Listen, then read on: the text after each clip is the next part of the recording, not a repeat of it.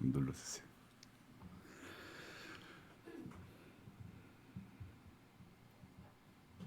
됐습니다. 예.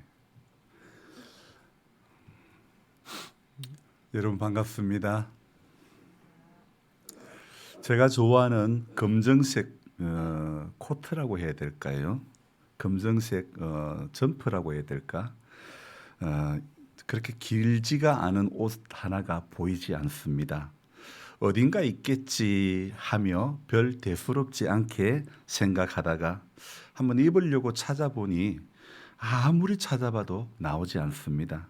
그냥 일할 때 입는 그냥 그런 작업복 입고 다니는 스타일이라 외출 시 입는 외투는 별로 입지를 않는 편이죠. 그러다 보니 더더욱 잘 찾지 않게 되고 언제 입고 나갔는지 도무지 제게 기억이 나지 않습니다. 어디 나갔어도 식당 갔어도 밥 먹을 때도 저는 잘 벗지를 않습니다. 왜 그럴까요? 배를 좀 가리려고. 도무지 제가 기억이 안 나는 거예요.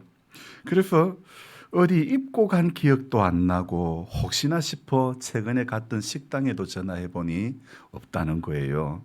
저 또 도무지 어디 가서 벗어놓고 온 기억도 없는데 게다가 제가 아내에게 물어보면 항상 저분이 하시는 말씀, 나는 안 치웠다. 하나님 앞에 맹세한다. 그런 이야기를 하죠. 그러면 저는 항상 대답하는 말이 있죠. 당신하고 내하고 둘이 사는데 당신이 안 치웠으면 누가 채웠냐고 말하게 되죠. 둘 중 하나이죠.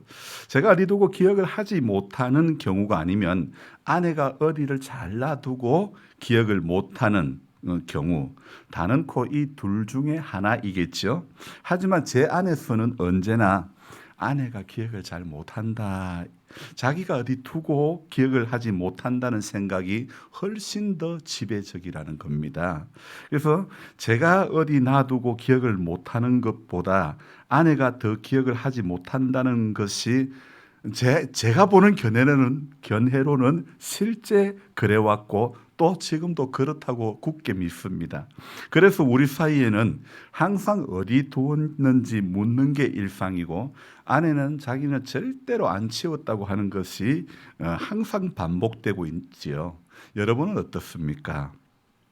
두 분이 살면 두 분이 사는 대로 애로사항이 있기 마련이고 혼자 살면 혼자 사는 대로 또 애로사항이 있는 것이죠. 세 사람 이상이 살면 어떨까? 우리 여기에서 유일하게 조목사님 댁에서는 세 사람 이상이 살고 계시는데 사람 사는 세상은요 다 똑같겠지만 그래도 혼자보다는 둘이 낫고 둘보다는 셋이 나은 것 같습니다. 우리 마을에서 대부분이 혼자 아니면 두 사람이고 세 분 이상 사는 집은 거의 없는데 제일 많이 사는 집이 아마 상훈씨네 집인 것 같습니다. 5명. 예전에는 5명 그다지 많은 것이 아니었지 않습니까? 지금은 한 집에 5명이 산다는 것은 정말 이건 찾아보기 힘든 그런 경우이죠. 사람들의 삶의 패턴이 다르고 산업화의 영향으로 농촌보다 도시에 주로 살다 보니 시골은 점점 더 공동화되어 가고 있습니다. 이런 가운데 농촌교회를 섬기며 신앙생활하는 저와 여러분들, 우리 성도님들은요, 저는 이렇게 말씀드리고 싶습니다. 정말 우리들이야말로 농촌 선교사라고 말을 해야 되지 않을까 이런 생각을 해봅니다. 특히 우리 마을 이장으로 섬기는 남집사님도 그렇고 매주 용인에서 내려오는 윤집사님, 최집사님도 그렇고 주방으로 섬기고 보이지 않는 곳에서 수고하는 섬기는 모든 손길들이 바로 현실 선교사라고 저는 말씀드리고 싶습니다. 이렇게 열악한 환경에 있지만 그래도 이 마을과 하나님의 교회를 이 모양 저 모양으로 섬기는 것은 참으로 귀한 일이라 말씀드릴 수 있습니다. 이제 얼마 후면 선거가 치루어질 것인데 그때 선출되어지는 어떤 사람들보다 세상적인 힘은 없어도 그러나 세상에서 꼭 필요한 일에는 꼭 필요한 힘쓰는 그곳에는 다 쓰임 받는 사람들이죠. 이렇게 생각해 보니 오늘 이 마을에서 묵묵히 섬기는 일과 하나님의 교회를 섬기는 일에 수고하는 우리 성도님들의 손길이 그냥 손길이 아니다. 이런 생각을 해봅니다. 정말 이 시대에 우리 주님이 꼭 붙잡아 쓰시는 손이다. 아름다운 손이다. 이렇게 저는 말씀드리고 싶습니다. 우리 한번 이 시간 같이 한번 손 한 잡아 주시면 좋겠습니다. 손 잡아 주시면서 격려 좀 해주시면 앞뒤로도 좀 해주시고 나는 멀다고 가만히 있지 마시고 이 시대에 인사할 때 집사님의 손 때문에 교회가 삽니다. 그렇게 한번 해봅시다. 집사님의 손 때문에 교회가 살고 장로님의 손 때문에 교회가 살고 권사님의 손 때문에 교회가 삽니다. 한번 씩씩하게 해주시기 바랍니다. 여러분, 말없이 섬겨주는 손 때문에 교회가 살고 마을이 사는 줄로 믿습니다. 오늘 새벽에는 조금 게으름병이 도져가지고 15분 늦게 2시 15분에 일어났습니다. 그래서 본당으로 나오는데 어제와는 또 딴판입니다. 어제 새벽에는 하늘에서 가로등으로 온 땅을 비추어 주더니만 오늘 새벽에는 땅이 하늘을 향해 세상을 향해 온통 하얗게 비추고 있다는 그런 느낌을 받았습니다. 마치 하늘에서 비추는 보름달에 화답이라도 한 듯 땅이 하늘을 향해 세상을 향해 이렇게 하얀 옷으로 고마움을 표시하고 있는 그런 새벽이었습니다. 물론 이 눈 또한 하늘에서 내려온 것이지만 눈이 내려진 자리에서 눈은 그들만의 아름다움을 선사하고 있는 것입니다. 하지만 오늘도 일상이 시작되는 자리에는 이 눈을 치워야 하지요. 이런 감정을 느끼는 것은 글을 적는 그 시간과 같은 새벽에만 느낄 수 있는 아름다움이고 행복이고 꿈이라 생각합니다. 그런데 일상의 자리에는 또 오늘 같은 경우가 주일이지만 눈 오는 날은 참 어떻게 해야 될까 이렇게 난감한 그런 경우도 많습니다. 어제 우리 가까운 옥방교회에 박 목사가 쓴 글을 보았는데 잠시 그 박 목사님의 글을 빌어서 말씀을 드리면 이렇게 제가 읽어드릴게요. 며칠 동안 내린 눈으로 이국적인 풍경이 연출되었다. 도시에 살 때에는 탄성을 지르며 감탄했지만 시골에서는 괴성을 지르며 삽질을 해야 한다. 그래도 눈 내린 풍경은 아름답기 그지없다. 내일 예배를 위해 교회 주변과 주차장 제설 작업을 하는데 장로님은 사택에서 교회로 가는 길을 제일 먼저 치워주신다. 눈이 만들어낸 아름다움보다 사람이 만든 아름다움이 감동스럽다. 글에 정말 이 박 목사님의 글에 격한 공감이 되는 말이 도시에 살 때는 탄성을 지르며 감탄했지만 시골에서는 괴성을 지르며 삽질을 한다. 그 말이 참 공감이 되는 거예요. 그리고 눈이 만들어낸 아름다움보다 사람이 만들어낸 아름다움이 감동스럽다. 장로님이 교회 사택에서 교회로 오는 그 길을 다 삽질을 하면서 치우는 그 모습을 보면서 눈이 내린 아름다움보다도 사람이 이렇게 만든 아름다움이 더 감동스럽다. 정말 그런 것 같습니다. 누군가에게는 눈은 탄성을 지르며 감탄할 일이지만 누군가에는 탄성이 아니라 괴성을 지르며 삽질을 해야 하기도 하지요. 우리 신앙에 적용해 보면 지금은 사순절 기간이죠. 주님께서 묵묵히 지고 가신 십자가, 고난을 감당하며 지신 십자가가 주님께는 목마름이었고 고통이셨지만 우리에게는 사죄의 은총을 누리는 통로, 죄인된 우리가 하나님 앞에 나아가는 통로가 된 줄로 믿습니다.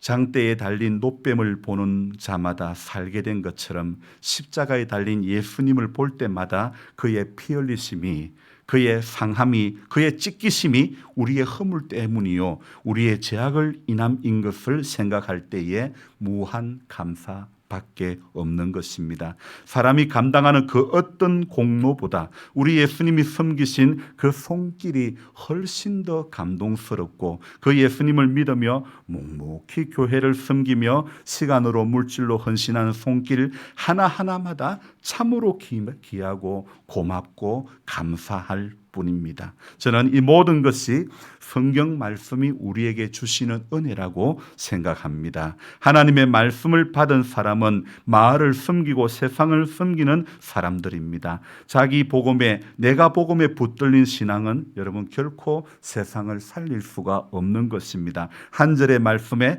오늘도 몸부림치는 한 사람을 통해서 하나님은 오늘 이 날도, 오늘 이 하루도 일하시는 하나님이신 줄로 믿습니다.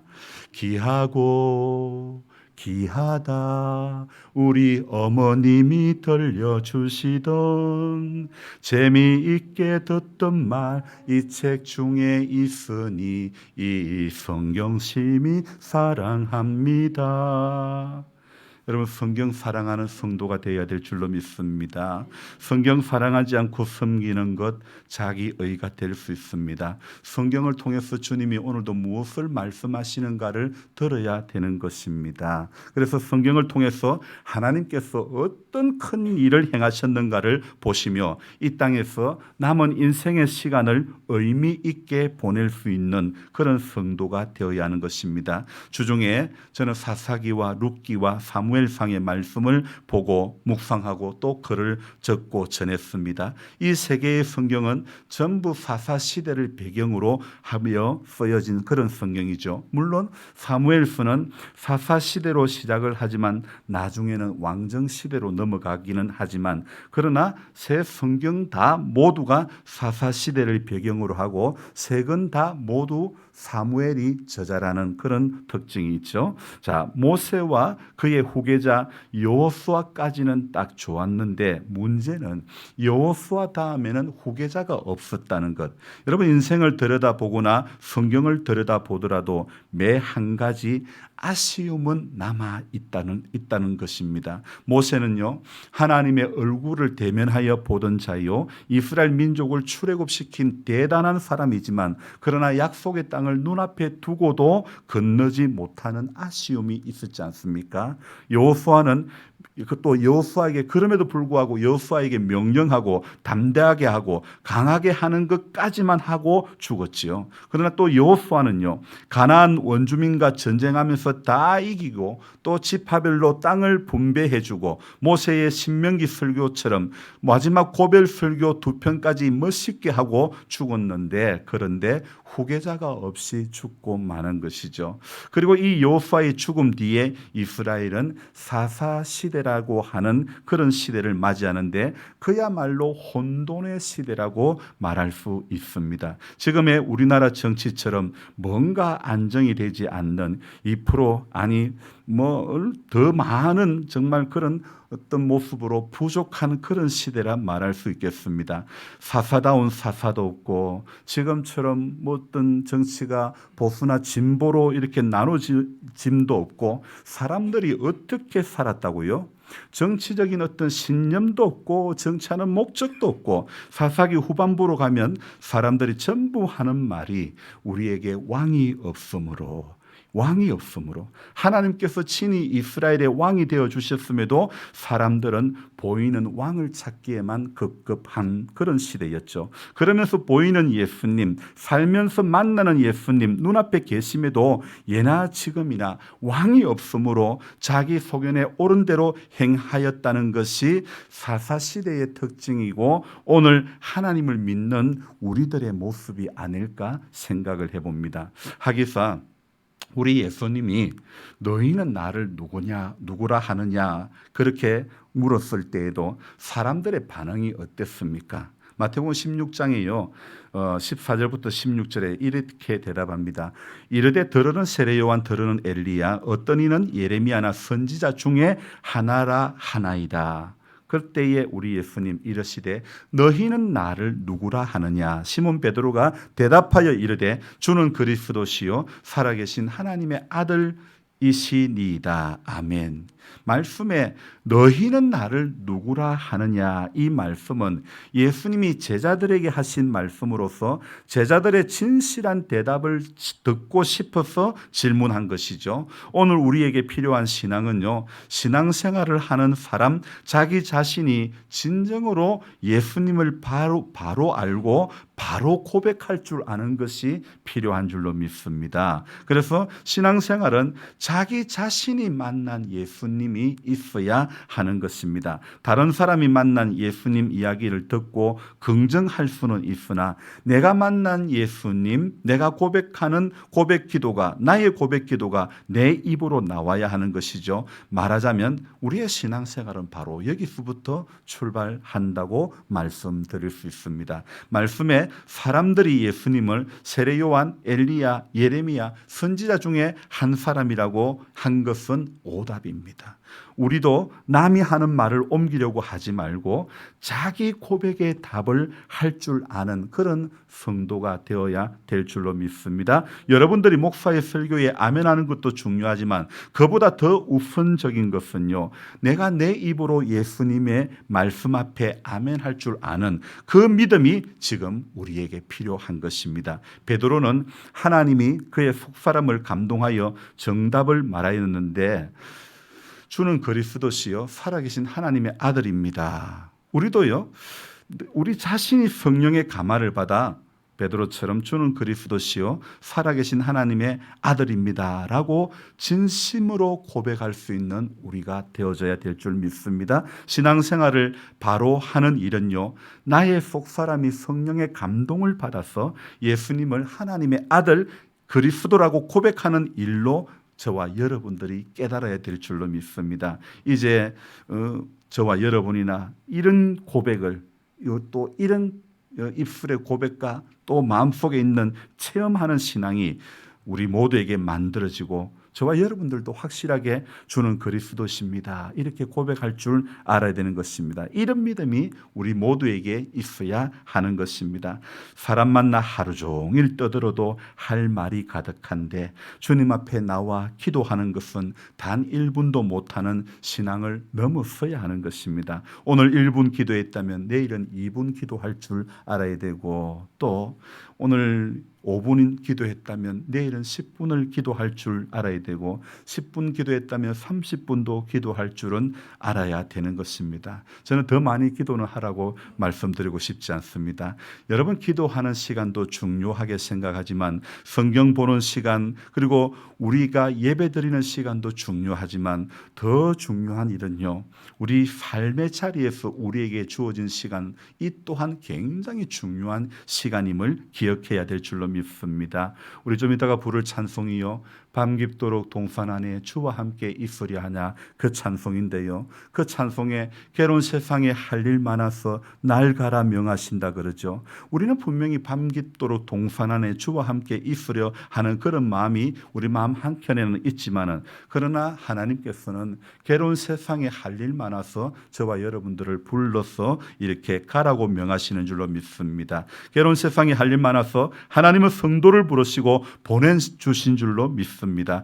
여러분, 세상 일을요, 세상 일로만 생각하면 그 사람은 세상 일을 하는 사람이고, 세상 일도 주님의 일이라고 생각하는 하고 일하는 사람은 세상 일을 해도 곧 주님의 일을 하는 사람인 줄로 믿습니다. 세상 일도 주님처럼 일을 하는 그런 신앙이 우리 안에 있을 때 그런 사람은 시대가 어떤 시대가 되어도 결코 망하지 않게 되는 줄로 믿습니다. 오늘 이 룻기는요, 창세기 때와 마찬가지로 흉년의 이야기를 기반으로 하고 있습니다. 그래서 시작하는 1절의 말씀에, 1장 1절의 말씀에 어떻게 시작합니까? 사사들이 치리하던 때에 라고 룻기의 시대적 배경을 이렇게 밝히는 것으로 룻기가 시작을 하죠. 다른 성경에서는요, 특히 선지서에서는 누구누구 왕이 다스리던 때에 선지자 누구누구에게 여호와의 말씀이 임하니라 이렇게 시작은 하는데, 이때와는 이런 선지서 때와는 완전히 다른, 그야말로 지도자로 법관으로 사사들이 세워졌지만 시대적으로는 너무나 암울한 때가 바로 이 사사들이 정치하던 그런 때였다는 것입니다. 사사로 세워졌어도 자식들만 낳고 죽었던, 별 영향력 없이 살다가 죽은 사사가 있고, 사사로 세워졌지만 여자 문제로 그 인생이 끝이 나고 마지막에 두 눈까지 뽑히게 되고 맷돌을 돌리는 신세가 되었어야, 그제서야 하나님이여 이번만 나로 강하게 하사 원수를 갚게 하옵소서 하면서 머리털이 자라기까지 마지막 이렇게 이제 자라고 나서는 마지막 힘을 내어 블레셋 사람들과 함께 죽어간 그런 삼손이라는 사사도 있었지요. 얼마나 그 탄생 때부터 삭도를 대지 않는 나실인으로 구별을 받고 태어나 자랐지만 나중에 소래 골짜기를 찾아가고 기생집을 찾아가고 쓰잘데기 없는 수수께끼나 내고 사사로서 한 일은 하나도 없는 그런 시대. 정치적으로도 암울한데 문제는 오늘 룻기가 시작하는 배경에는 흉년이 그 땅에 흉년이 들었다고 이야기하고 있죠. 엎친 데 덮친 격이라는 말이 바로 이런 것 아닐까요? 시대가 사사 시대인데 흉년까지 들었다는 것. 오늘 마치 조금 전에 말씀드린 것처럼 날이 주일인데 눈까지 왔다는 것.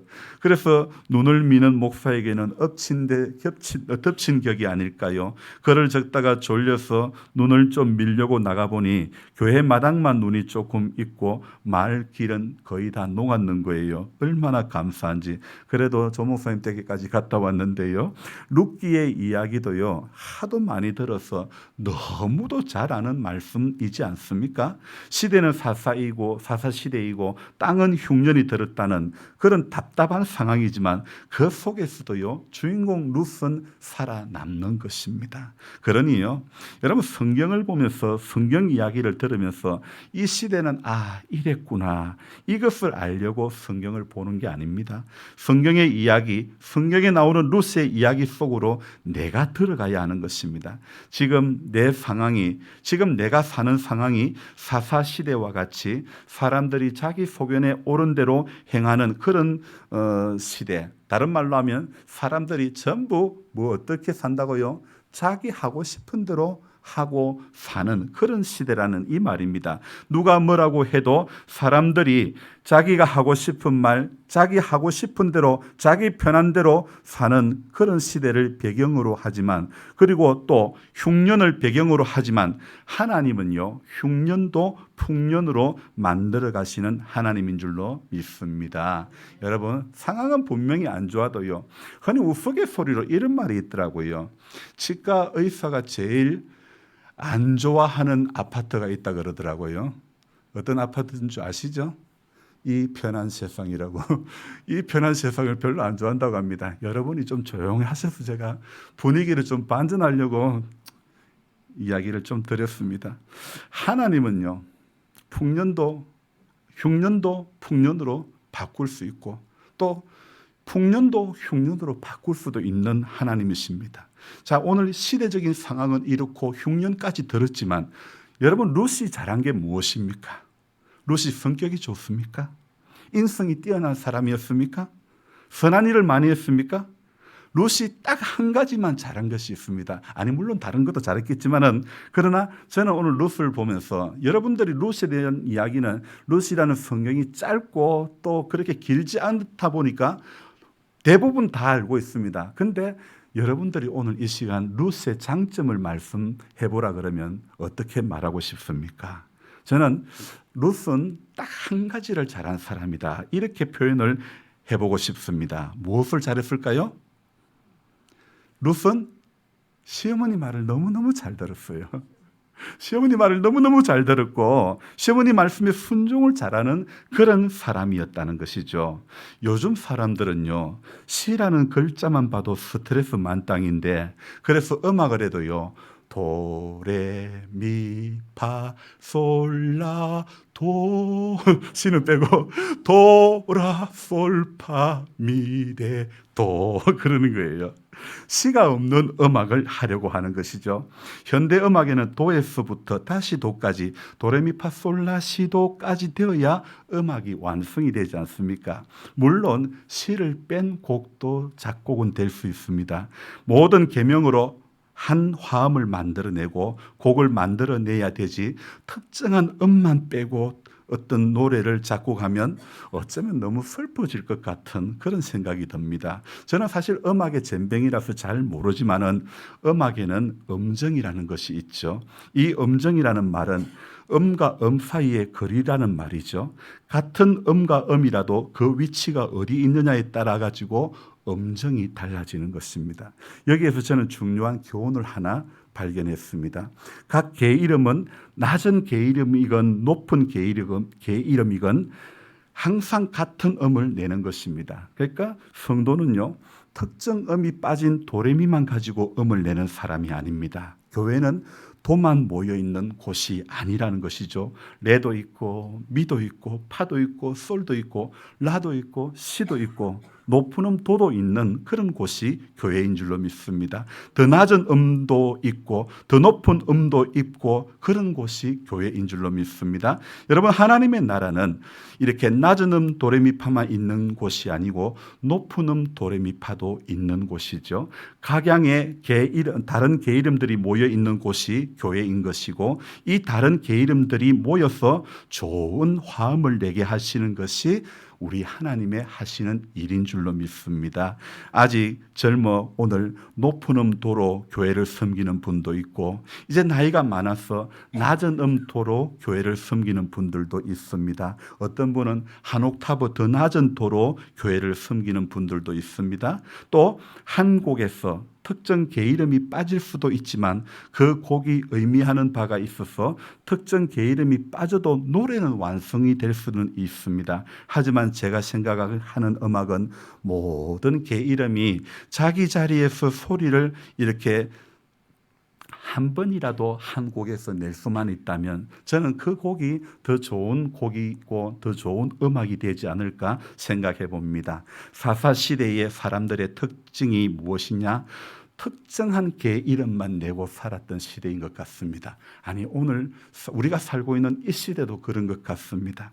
특정한 부류의 사람들만 자기 음을 내고 있는 그런 시대이지 않을까. 그래서 지금 한참 이 의사분들이 또 파업을 하고, 어떤 정부는 정부대로 자기 음을 내려고 하고 있고, 의사는 의사대로 자기 음을 내려고 하고 있고, 모두가 다 이제 정치하는 사람은 정치하는 사람대로 자기 개 이름을 내려고 하는 그 시대에, 오늘 이런 시대, 오늘 우리 다시 성경으로 돌아가서 바로 이룻기 3장에 자기 음색만 내려고 하던 그런 시대에 저와 여러분들은 오늘 하나님의 사람 보아스를 바라보아야 될 것 같습니다.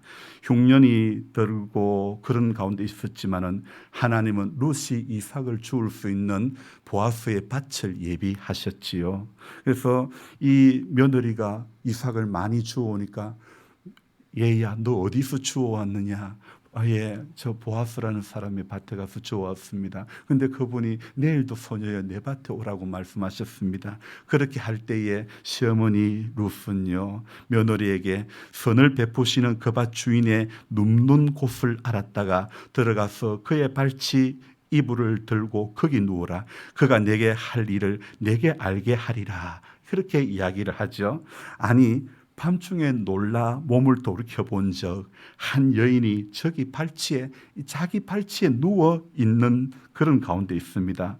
네가 누구냐 하니, 나는 당신의 여종 룻이오니 당신의 옷자락을 펴 당신의 여종을 덮으소서. 이는 당신이 기업 물을 자가 됨이니이다 하니. 10절에요. 그가 이르되 내 딸아, 여호와께서 내게 복 주시기를 원하노라. 내가 가난하건 부하건 젊은 자를 따르지 아니하였으니 네가 베푼 인애가 처음보다 나중이 더하도다. 11절. 그리고 이제 내 딸아, 두려워하지 말라. 내가 내 말대로 내게 다 행하리라. 내가 현숙한 여자인 줄 나의 성읍 백성이 다 아느니라. 12절요. 참으로 나는 기업을 물을 자이나 기업 물을 자로서 나보다 더 가까운 사람이 있으니. 자, 여러분 여기서 봅시다. 여기 기업 물을 자라는 말이 어떤 뜻인 줄 아십니까? 기업 물을 자라는 말은요, 이 말은 친족의 땅을 되찾아주고 죽은 친족의 아내와 결혼하여 후손을 이어주어야 하는 의무를 가진 사람이 바로 기업 물을 자라라고 하는 것입니다. 여러분 한번 생각해 봅시다. 이제 저를 보면 한번 생각해 봅시다. 우리끼리니까 이야기해 보는 겁니다. 자기의 발치에 누워있는 여인을 보고, 그것도 3절에 어떻게 해요? 목욕하고 기름을 바르고 의복을 입고, 자, 한껏 화장하고 아이라인 그리고 눈썹하고 색조 화장 이쁘게 하고 성경은 그렇게 않지만은 망사옷 입고 이쁜 여인이 지금 발치에 누웠습니다. 대부분의 남자들은 그 여인을 품었을 것입니다. 더군다나 요즘처럼 말하는 불륜 그런 게 아니라 기업 물을자로서 책임을 다하는 것이 여기에 룻을 품었어도 아무런 문제가 되지 않는 것입니다. 하지만 그 시대에, 그 사사 시대의 보아스는 다른 계이름을 낼 줄 아는 사람이었습니다. 나도 기업 물을 자이긴 하지만 나보다 더 가까운 사람이 있다고 이 보아스는 이야기하죠. 저는 이 오늘 보아스를 보면서 주의 오심을 예비하는 세례 요한의 모습과 같지 않는가 이런 생각을 해보았습니다.